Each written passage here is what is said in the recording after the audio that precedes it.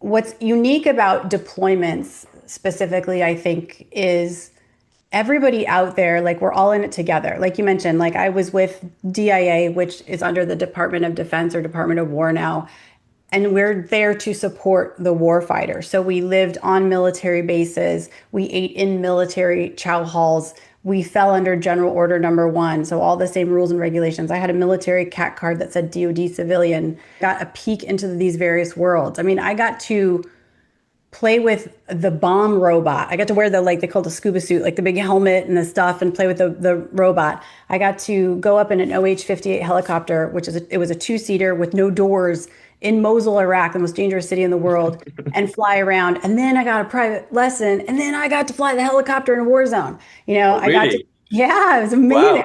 I got to do all this cool stuff because I sought it out. Yeah. So it really was an incredible time. Hello, everyone, and welcome to this very interesting conversation. My name is Cassian Peña. I am the head of development for the network National Security Academy. And today I have a very special guest with me. I think one of the most charismatic individuals within the field of national security, and also a very intelligent lady. Her name is Shawnee Delaney. I am more than happy to be joined with you. Thank you very much for your time. And yes, thank you for joining me. Thank you. I feel like you should tell my kids that. I'm like, oh, wow. Amazing. So you've been at the DIA. I would say that's where you spent a quite big chunk of your time. And then you moved on to the private sector. I know that you did some things before the DIA as well. Now you have your own company, your own podcast. Things seem to be going very well. You're also if I may call you that, a internet personality, right? Ugh. You've been on various conversations. So could you give the audience a brief overview on who you are, but also your experience as a human intelligence officer?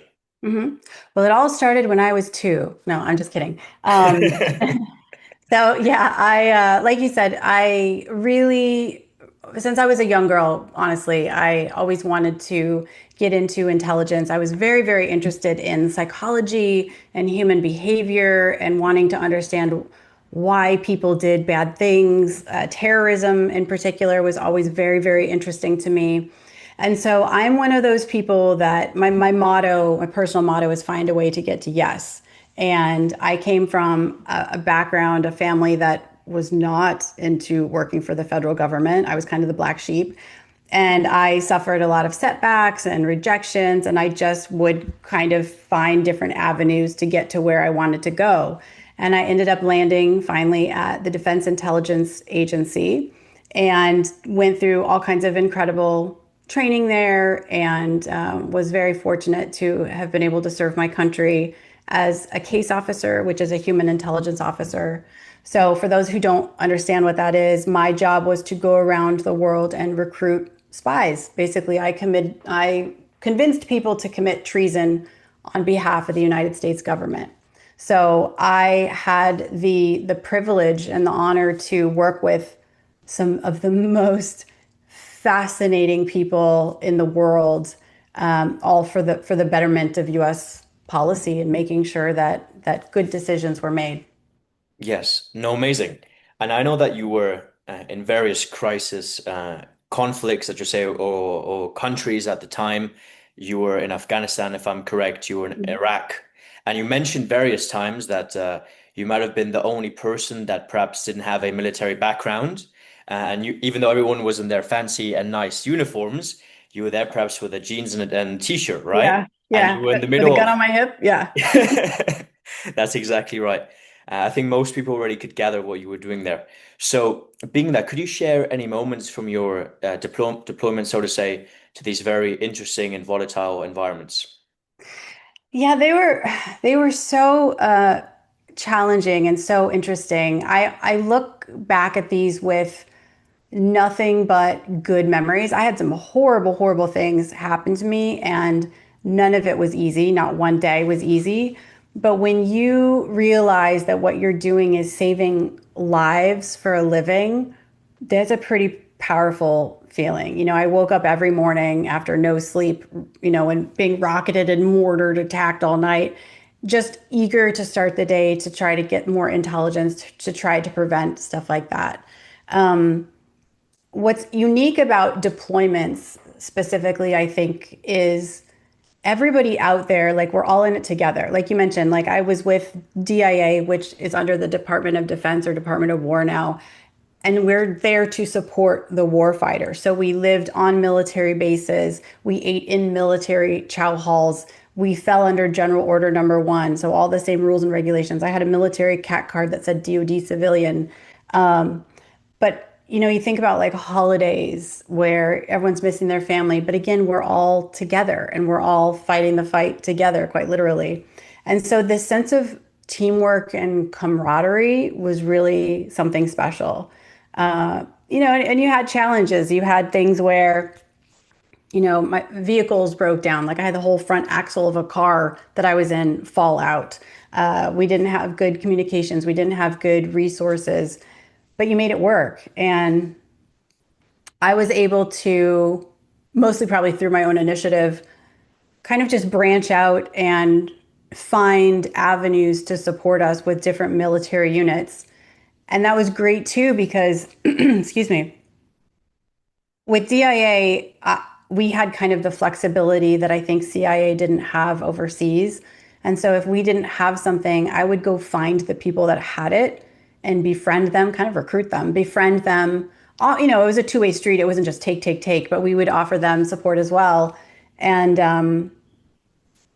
just it was cool because I got to be kind of not embedded, but I got a peek into these various worlds. I mean, I got to play with the bomb robot. I got to wear the like they call the scuba suit, like the big helmet and the stuff, and play with the robot. I got to go up in an OH-58 helicopter, which it was a two-seater with no doors in Mosul, Iraq, the most dangerous city in the world, and fly around. And then I got a private lesson, and then I got to fly the helicopter in a war zone. Oh, I got to, really? yeah, it was amazing. Wow.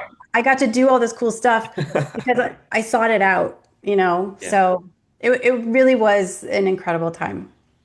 You have to understand human nature first, right? Humans actually are inherently trusting. There's studies done where I think it's 85% of people believe what they're told when they're in person. So, for example, if I am trying to develop you as a source, as an asset eventually to recruit you. I tell this story. I used to print little homemade business cards on my personal, printer. And DI, we didn't have money. So we would use like the ones that you get at Staples and they have like perforated edges and they were just cheap and not good. But I would put a cover name or an alias name. I would put a fake company that I allegedly worked for. And when I handed people that card, they believed that I was who I said I was. And so, kind of leveraging and manipulating that trust was a key aspect of it. But you're working with people who should not be trusting you. And so, I think what I realized is finding that common ground. And this is great for anyone, who gets in sales or marketing. This is, good tips. But if you find that common ground and have empathy, like true empathy, not fake empathy, like, oh, I'm so sorry for you. Like you actually need to mean it. That goes a really long way. And when you think about humans as a whole, and that could be everyone from government leaders who are incredibly corrupt to terrorists who you think are just violent, horrible people to the stay-at-home mom, right? All of those types of people, they all have family. They all have dreams. They all have hopes. They all have fears. And those are the things that you need to tap into to develop those relationships with people. And Mhm. listening. You got two ears and one mouth for a reason. Yes. Oh, that's great. In the end, if we can get along with each other better, I think there's nothing more that we really want, right? It's a very Right. simple thing, but something which can definitely help us. So again, before we then move on, I think your time at the DA was interesting. You often as well mentioned that you had uh, less resources than perhaps other people that shared more or less the same um, vocation than you or perhaps work than you. So that is interesting. Uh, you also mentioned on various engagements that you had that you were also partly in Washington or in the Virginia area, right? In the Mhm. Virginia area, you're in the United States. So let's speak about that. How does your work at the DIA change if you're deployed or if you stay domestically or nationally within the United States? Yeah, so mission is the same regardless of where you work or live. There are various pockets around the world where DIA does go to, and we have offices. That is to, again, support the warfighter. So I was stationed overseas, I was stationed in war zones, and I was stationed in the US. That's where our headquarters, so the DC area is where DIA headquarters are. When I was at headquarters, when I started out, I mean, gosh, I was so excited to even like have a job there. I was like starry eyed, but going there, I was really lucky because we were already deep in the war in Afghanistan and Iraq. I started at the Iraq task force where I helped all the people that were going and coming to and from Iraq. I helped manage all of that. I got to see everything that was going on, the recruitments going on, and the needs and the financial stuff, and it was just really really fascinating because I saw like where that hotbed of activity was. But obviously they have tentacles all around the world because we have military folks all around the world. So from there, I went through a whole bunch of training, and in between training, you would come back and kind of do your desk job, and then I was able. I think I must have done the two deployments to Iraq, and then came back and switched over to the Afghanistan task force, where I did very similar work, but focused obviously on a new country, a new region. Learned everything that was going on there, and then had the two deployments there. But we have other, we have COCOM, we have AFRICOM, for example, we have CENTCOM, we have other areas that we need to focus on. So depending on where you are assigned is kind of who you're supporting in the region. Hmm. Is it true? I think a bird told me that one of the first things that you did once you came back from a deployment was buy a nice fancy car. That's so funny. I don't know what bird would tell you that. Yes, yes. My first deployment to Iraq, I was in like I said in northern Iraq, which was incredibly hostile and very scary. I was like, well, life is really short, so I'm going to take this paycheck and I'm buying a brand new Mercedes. And I remember walking into the Mercedes dealer in Northern Virginia, and I had the money, but I was a young girl, and the salesman was like, okay, little girl, what? And I was like, no, I want that car. And he's like, oh, well, there's a waiting list, and kind of like just wouldn't talk to me. And I said, I'll pay cash right now. I want it now. And he was just like, oh, okay. But life is short. We need to enjoy it, right? Yes, yes, yes. And so you mentioned that even though you were deployed somewhere in the Middle East, right? Perhaps in the most dangerous city in the world or most dangerous country in the world at that time, then when you came back to the United States to that Mercedes dealer, they Mhm. wouldn't even, let's just say, give you the time of day more or less when it comes to Right, selling you a car. right. So that's actually quite interesting. So then, how was it with you? Because I'm sure you worked as well with many of the folks that perhaps focus on special operations or many of the tough guys that gave up either their lives or spent, arduous careers in these conflict zones. So, as a young lady at the time, how was it for you to fit in into all of this? And what advice as well would you give to perhaps younger ladies getting into the field or that just want to be respected professionally, right? Yeah, don't put up with any crap, first of all. When I got in, I was not a strong advocate for myself, and it took me a long time to kind of figure out the culture because this is a military culture, right? Uh, I realized, like I am, like you mentioned, I'm friendly. I walk by and smile at people or say hello. I'll talk to anybody. And what I learned quickly as a young woman is a lot of times people take that as, well, you must be someone who wants to hook up with everyone. Well, no, I did not. And so then I would kind of clam up. Well, then I got the well, maybe she's just rude. She doesn't want to talk to anyone. So it was really hard to find that balance of I want to be your friend, doesn't mean I want to do anything with you. I want people to take me, seriously. But even going through some of the training, I was very good at what I did. And I had senior leaders, older white guys, who would call me in their office. This happened more than once and question me. And I had one situation where this boss's boss called me in his office. I will never forget this. He had his feet up on the desk, like crossed. So his feet were kind of facing me. It was really rude. He was eating peanuts and like throwing the shells on his desk, like just so cash. And he said, this next training coming up, I know you want to do it, but it's going to be really hard. And I was like, yes, sir. And and he was like, well, there's going to be a lot of shooting and driving and it's in the woods and I don't know, the terrain is hard. And I was like, sir, with all due respect, I grew up on a farm in the mountains. Like, I think I'll be fine. And he was just like, what? Like he couldn't believe that, I knew how to do any of that yet. So just don't take any crap. You have to really stand up for what you know is right and know your worth. And I had some tough lessons in trying to get there. The thing is, understanding you want to get into intelligence, I always say you need to first understand what niche you want to get into. Intel's it's a big umbrella, right? Are you interested in what I did on the ground, human intelligence? Are you interested? That's clandestine. Are you interested in overt strategic debriefing? Are you interested in analysis? Are you interested in, SIGINT and signals intelligence? Are you interested in languages? The world is your oyster. There's something for everyone. But before you get into an agency, and I would say scattershot, apply to all of them, before you get into that agency and say yes, do an assessment of the culture. Talk to as many people as you can. Network your butt off. Because if it is not a good culture fit for you and your values, you are going to be miserable and you're not going to last. And you're going to have a bad time. Mhm. Great. Okay. So then if we look at the switch you made from the Defense Intelligence Agency to the Department of Homeland Security, what made you make that change? Because you mentioned for your whole life that was basically your dream Mhm. to do exactly what you did at the DIA. So what made you change to DHS? Culture. Well, so there, I had a break in between, but the reason I left DIA is because of the organizational culture. It was incredibly toxic when I was there.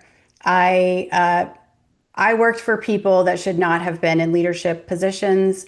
There was a lot that was put up with that should not have been put up with, and I think today is not put up with. Hopefully, the ops tempo and the pace was also challenging. When you are in a clandestine role, you're alone most of the time. And so it was really hard to make a doctor's appointment. I didn't know where I was going to be in 3 weeks.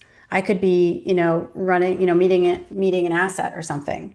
So being able to take care of yourself, both physically, mentally, emotionally, was really challenging. And then add on just a kind of a really toxic culture. So I left for those reasons. I was very sad to leave. It is a job, not an organization, but a job that I miss every day because I loved it. I was recruited by Merck, the pharmaceutical company, and worked for Merck for about 3 years, learned a ton. I always advocate no matter where you end up in life, take from it, learn and absorb because you can use those skills in the future. I mean, everything from I worked at Disneyland to at a bar to the Gap. I learned something in all of those jobs. But when I was at Merck, I kind of had this crisis of conscience where I used to save lives for a living, like I mentioned with DIA, and I loved it. And then I went to this company that is a great company, but I was saving a company money, is what I felt like. And that sense of mission and purpose that I have, it just wasn't being fulfilled. And so I had a couple of my former instructors from the farm or the spy school, as you hear, who recruited me. They had moved to Homeland Security and they're like, come, try it, you'll like it. And so I took a job with Homeland Security in their Industrial Control Systems Cyber Emergency Response Team, which now has turned into CISA. And it was also, I learned a lot, not quite my culture fit either, but for very, very different reasons. But it got me in the cyber world. And so what I did was I went and got a second master's in cybersecurity, and that has opened a tremendous amount of doors. So I think kind of summarize the through line for all of that is be flexible because you're going to have this dream and this career path and these goals, but sometimes there are 50 different ways you can get there. And also, you hear the old saying, like when one door closes, another one opens. That is so incredibly true. So by being flexible and learning from the negative and the positive and being able to pivot when you need to pivot, I think there's just so much out there that people can accomplish. Yes, great. And I also know that you focus on also very something very important, which is insider threats, right? Mhm. And you Yeah. do that, I think, now as well extensively on your own time with your own company, etc. Right? But you also did it professionally on the private sector before you started your own enterprise. So I always find it very interesting because one thing is a fact. If you look at all the empires and all the countries, those that were great and then that fell, it came through a mold from the inside, a certain people that infiltrate from the inside and ruin the system. It is usually not the people that might be your enemies directly, but those that from the inside do evil. Same thing goes if you look at many of the big assassinations that get done, perhaps to politicians or something. It's someone infiltrating their very close group Hmm. of perhaps security, friends, something along those lines. So if there's someone listening here who might be a CEO of a company who wants to protect himself, who might live in a extravagant place which is volatile, or if there's someone who wants to know about their perhaps their own just personal lives, how they can detect a insider threat, what's some advice you would give them? Well, first of all, I would say that insider threat or even insider risk, there's a difference, by the way. Insider risk is kind of the risk that any organization has that employs humans, right? And now we can add in things like agentic AI and AI tools as insider because it has access. An insider is someone who has access or something that has access. That could be a third party, that could be a vendor, that could be a contractor. Supply chain is a big issue. The problem is when you think about just organizations as a whole, in the US, between 83 and 92% of security budgets are focused on external threats. Mm. That's that's really bad because if you think about all of the people and tools that have access to your data and your systems and your people and your facilities and your trade secrets, it's pretty easy for me to come in and recruit one of those people or coerce one of those people or one of those people to be disgruntled or have, maybe it's a bad culture fit. Maybe they don't like their boss. Maybe they didn't get a promotion and they thought they deserved it. Those are the people that end up being insider threats, which is they do the bad thing. And that could be unintentional. That could be someone who accidentally clicks a phishing link and then, there's ransomware. That could be malicious. That could be compromised where someone tricks them into giving over their credentials. So, human risk and insider risk is a really serious thing that organizations absolutely need to be taking more seriously and investing more in. And for anyone who's interested in the space or learning more, what I think is really cool about it, and it was a natural fit to move from Intel into this, is I used to be the threat actor. I am now teaching people to protect themselves from people like me. You don't want to fall for what I used to do. But what's cool is you're hitting, there's psychology and behavioral analytics. There's industrial organizational psychology, like, psychology of cultures, organizational cultures. There's digital forensics. There's investigations. There's law enforcement. It touches all of these different human resources also. It touches all of these different avenues, and every case is different because every organization is different, because every culture is different. So no day is the same. For people that don't like boring stuff, I highly advocate looking into this. If I wanted to target you and you're the CEO of a company, I might not target you directly. I might go to your spouse. I might go to your children. I might go to your neighbor or a colleague. And those people have access to you and your pattern of behavior and your travel, maybe your mental health status. Maybe they know you're disgruntled. All of those things are little puzzle pieces that threat actors will put together to make that puzzle and build that targeting package on you. So they know how to approach you the most effective way.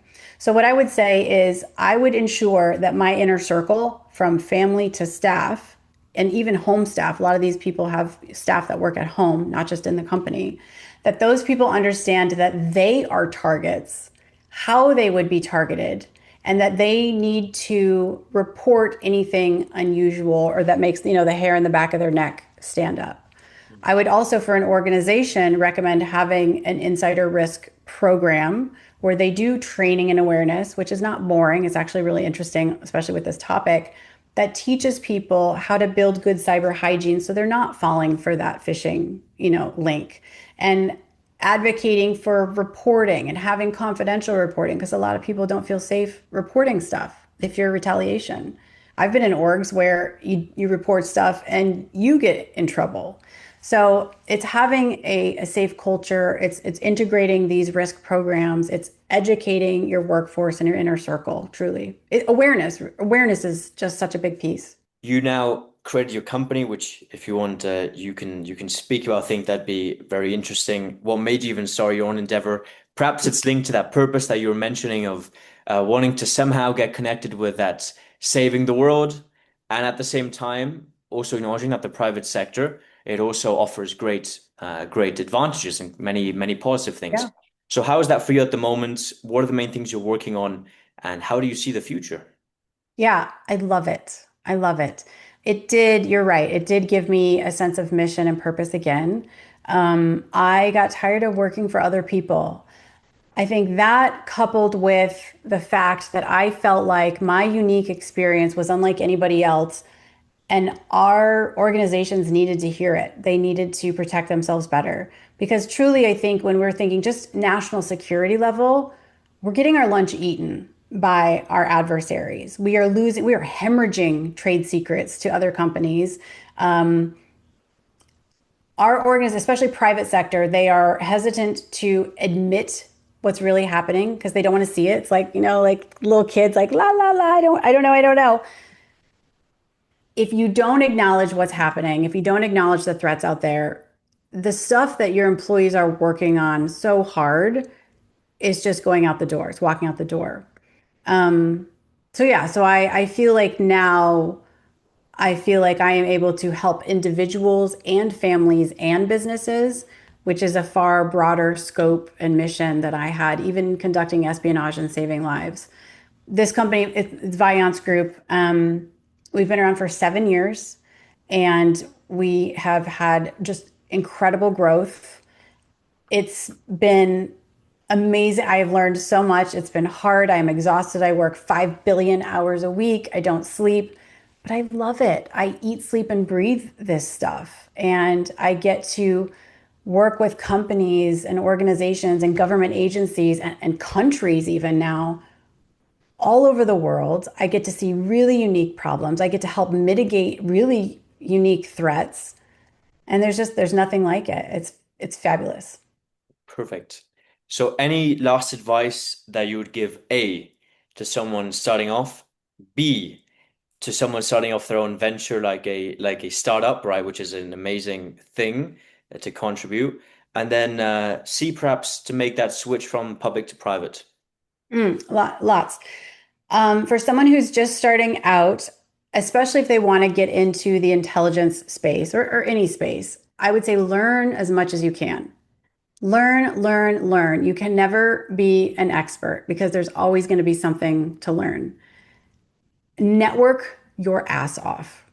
Use the in network. Use LinkedIn. LinkedIn is an incredible tool for networking. But when you are able to get someone's time, for a 30-minute chat to get advice or experience or what have you, be prepared, come with really good questions, and be grateful for their time because the people giving time are taking time out of their really, really busy days to dedicate that just to you. I do a lot of mentoring sessions. I've had people show up who are like, so what should I do? And it's like, you don't even know what you want. You didn't come with any questions. You're wasting my time. And that's frustrating. And then, like I had one this morning, a young woman who's brilliant, who had incredible questions. She knew what she wanted. We had a great discussion. She thanked me about 13 times. And I will continue to help her just because of that professionalism. I forget what were the other ones. Starting a company. That's scary. That's super scary. Uh, just do it. If you're thinking about it, just do it. Just try. If it fails, that's fine because you learn from your failures. I always tell my kids, I don't care if you make a mistake, just don't make the same mistake twice. And then what was the last one? I forget already. Someone making the change perhaps from Right, public to private. right. Uh, be prepared for an incredible culture shock. That's my best advice. And if someone is a high level in government and they go to private sector, do not expect you're going to go to a lateral exact high level because what you did in the government does not translate necessarily to private sector. I talk with a lot of people who are former SIS or what have you, and they expect to be, the VP or president of a company. And I'm like, no, no, no, no. They don't know what you did. They don't understand. And on your resume, you're not translating it into private sector speak. You still have to work your way up and earn it in private sector. Well, amazing. Well, Shawnee, thank you very much for your time. I think many people could learn from this conversation. It's a great resource that I hope one so. has nowadays that one can listen to pretty much anyone speak at any time one wants. And now we had you on for 45 minutes, more or less. So it's been my pleasure. Thank you. Thank you. Thanks for having me and good luck out there to everyone.